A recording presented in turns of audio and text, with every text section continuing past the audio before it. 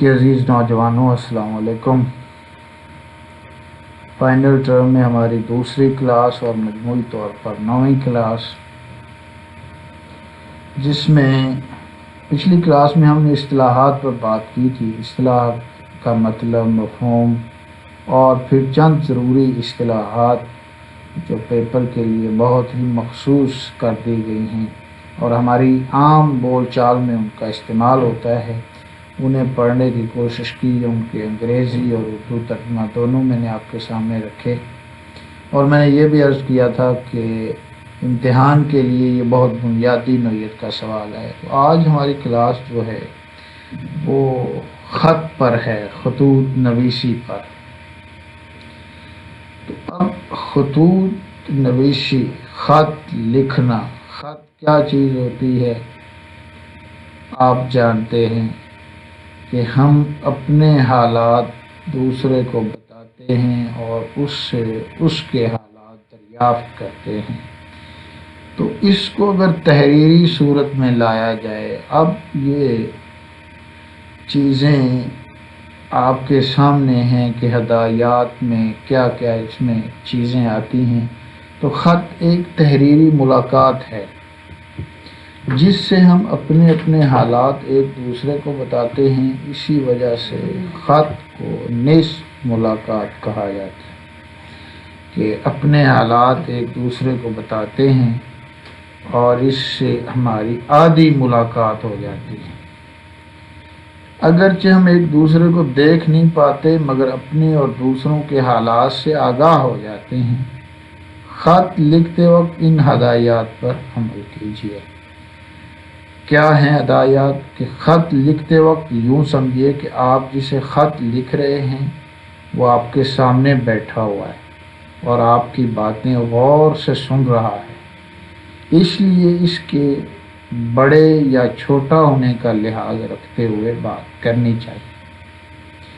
دوسری ہدایت کیا ہے کہ جو کچھ آپ لکھنا یا کہنا چاہتے ہیں وہ مختصر الفاظ میں لکھیں تاکہ اپنا اور دوسرے کا وقت ضائع نہ ہو۔ تیسری بات کیا ہے کہ خط میں کوئی فضول بات نہ لکھیں، مطلب کی بات لکھیں، اور جو کچھ لکھیں صاف اور خوش خط لکھا ہوا ہو۔ چوتھی بات کیا ہے کہ خط کو چھوٹے چھوٹے جملوں میں مرتب کرنا چاہیے۔ ایک یہ نہیں ہونا چاہیے کہ لمبی بات ہے اور آپ اس میں بغیر کسی فل سٹاپ کے لکھتے جا رہے ہیں، تو لمبے فقرے اکثر الجھن کا باعث ہوتے ہیں، تحریر میں بھدا پن پیدا ہو جاتا ہے۔ پانچویں بات کیا ہے کہ خط کے آغاز میں پیشانی پر بسم اللہ لکھیے، اور پھر کیا ہے کہ خط کی پیشانی کے دائیں طرف اپنا مختصر پتہ لکھیے، مثلاً 291 یا کوئی بھی نمبر لکھا جا سکتا ہے، شاد باغ منڈی بہاؤالدین یا شادمان لاہور یا کوئی اپنا۔ اب اس کے نیچے کیا ہے؟ تاریخ درج کیجیے، مثلاً آج اگر 5 فروری ہے تو 5 فروری 2021 یا 18 یا 19 یا جو بھی ہے۔ اب اس میں دھیان رکھنے والی بات یہ ہے کہ، اور نوٹ کے طور پر بھی لکھا ہوا آپ دیکھ رہے ہیں، کہ عربی زبان میں خط کو مکتوب، لکھنے والے کو کاتب یا مکتوب نگار، اور جسے خط لکھا جائے اسے مکتوب الیہ کہا جاتا ہے۔ اگلی بات اس کے حصے ہیں۔ اب یہ بہت مختصر باتیں میں عرض کر رہا ہوں، یہ نہیں ہے کہ خط کے سلسلے میں کوئی تفصیلی لیکچر ہے کہ خط کیا چیز ہوتی ہے۔ اب اس میں تو ہم چلے گئے تو اصل مقصد سے ہٹ جائیں گے۔ یہاں ہمارا مطلب یہ ہے کہ خط سے تھوڑی سی جان پہچان ہو جائے، اس کا طریقہ کار، جیسے ہدایات ہم نے دیکھی، اور پھر اس کے حصوں پر بات ہو اور پتہ چل جائے کہ اس میں ضروری حصے کون سے ہیں۔ اب اس میں عموماً یہ چند حصے ہیں۔ پہلا کیا ہے؟ مقام روانگی اور تاریخ، پھر ہے القابات، جو القاب لکھے جاتے ہیں، پھر آداب و تسلیمات، پھر اس کے نیچے خط کا مضمون آتا ہے، نفس مضمون جو ہماری بات ہوتی ہے، پھر اختتام مکتوب، خط کا اختتام ہو جاتا ہے۔ چھٹے نمبر پر ہے کہ کاتب یا خط لکھنے والے کا نام اور پتہ درج کیا جاتا ہے، پھر مکتوب علیہ کا پتہ۔ اب یہ وہ چند حصے ہیں جو کسی خط کے لیے بہت بنیادی ہیں، اور اب آپ ان حصوں کا دھیان رکھیں گے تو آپ کے نمبر پورے آئیں گے۔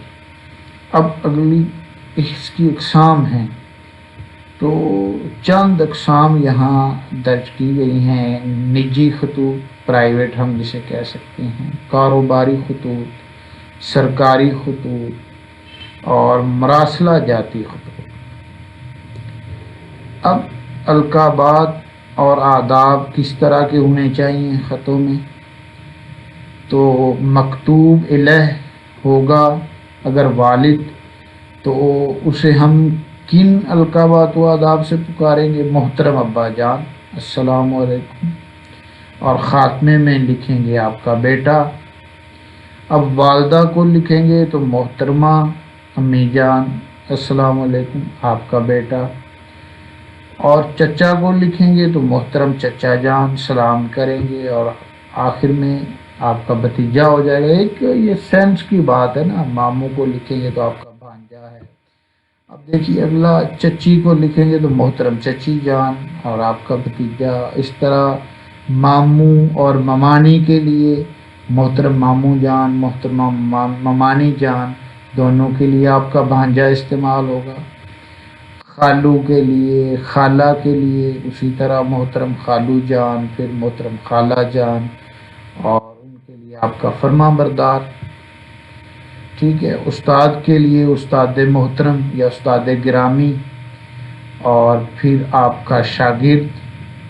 اور شاگرد لکھتے ہوئے بھی بعض لوگ بڑا تابع دار کا لفظ استعمال کرتے ہیں، تو یہاں فرما بردار لکھا جا سکتا ہے، آپ کا فرما بردار شاگرد یا آپ کا شاگرد۔ بہتر یہ ہے کہ بس سادہ لفظوں میں آپ کا شاگرد۔ اب اس طرح دوست کو لکھیں گے تو جو آپ اسے پکارتے ہیں، بہتر یہ ہوتا ہے، ہمارا دوست ملک ہے، ملک صاحب، سید بھائی، چودھری صاحب، چودھری بھائی، پیارے دوست، تو یہ اسے زیادہ اچھا لگے گا۔ تو آپ کا مخلص یا آپ کا صادق۔ اب اس طرح بڑے اور چھوٹے بھائی کے لیے محترم بھائی جان، چھوٹے کے لیے پیارے بھائی جان، عزیزم۔